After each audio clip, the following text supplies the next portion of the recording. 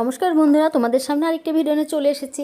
তো আজকে মেয়ের পরীক্ষা আছে, মেয়ের সঙ্গে যেতে হবে। তো যাই হোক, আজকে উঠতে কিন্তু আমার একটু দেরি হয়ে গেছে, 6:30 বেজে গেছে। তো এদিকে ভাগ্যির যে রাত্রিতে আমি মাছটা ভেজে রেখে দিয়েছিলাম নর্মালে, খুব তাড়াহুড়া করে ভাতটা তুলে দিয়েছি, কয়েকটা আলু ভাতে দিয়েছি, কয়েকটা বেগুন কেটে নিয়েছি, মাছটা রান্না করে নিলাম। আর দেখো 7টা বেজে গেছে, আর এখনও আমাকে রেডি হতে হবে, খাবার রেডি করতে হবে।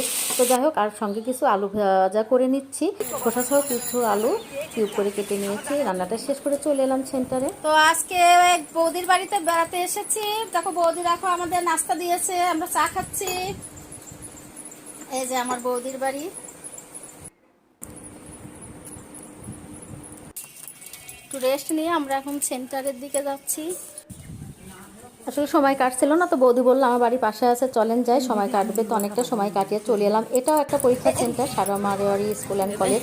তো এখানে পরীক্ষা সেন্টার। কি করছো দেখি, কি করো, কি করো, এই পানি খাচ্ছ? এই বাচ্চাটার সাথে আমার এতটা খাতির হয়ে গেছে, আমি একটু বাইরে গিয়েছিলাম জন্য ওর মাকে নাকি অনেকবার প্রশ্ন করেছে, মা ও আন্টি কোথায় গেছে।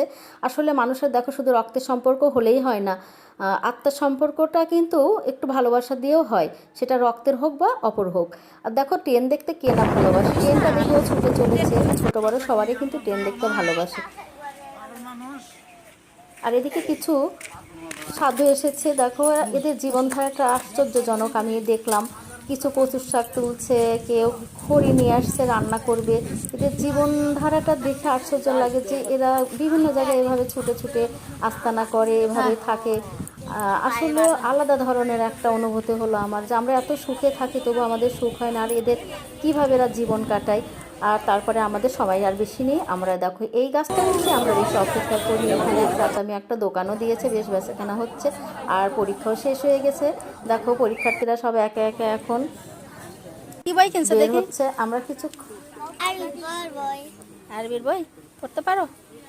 আর কি কিনলে? চকলেট খাচ্ছ? বাসি বাসি বাজাও তো দেখি।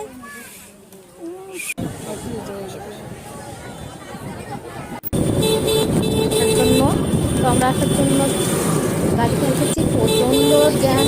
আসলে এই ভোগান্তিটা খুবই খারাপ, মানে এতটা খারাপ লাগে তা বলার মতো না। অনেকক্ষণ অপেক্ষা করতে হলো রাস্তাতে।